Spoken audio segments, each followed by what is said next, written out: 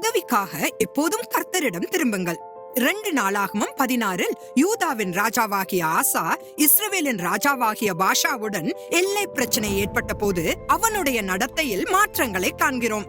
அவனுக்கு 35 வருடங்கள் இளைப்பாறுதல் அளித்த கர்த்தரை நம்பி உதவிக்காக அவரிடத்தில் முறையிடுவதற்கு பதிலாக சூழ்நிலையை கையாள தன் சொந்த வழியை நாடுகிறான். அவன் தேவாலயத்தின் பொக்கிஷங்களை தவறாக பயன்படுத்தி சீரியாவின் ராஜாவாகிய பெனாதாத் எனும் இன்னொரு மனிதனின் ஞானமற்ற ராணுவ கூட்டணியின் மீது தன் நம்பிக்கையை வைத்தான். இதன் இறுதி விளைவு ராஜாவாகிய ஆசாவுக்கும் அவனுடைய மக்களுக்கும் சமாதானமின்மையே. கடந்த காலத்தில் கர்த்தர் மீது நம்பிக்கை வைத்ததால் வெற்றி பெற்ற ராஜா நிகழ்காலத்தில் அவரை நம்ப தவறியதால் எதிர்காலத்தில் அவனுக்கு அநேக யுத்தங்கள் நேரிட்டன. நம்மில் எத்தனை பேர் இதனுடன் தொடர்பு படுத்தி பார்க்க முடியும்? இதை பற்றி சிந்திப்போம்.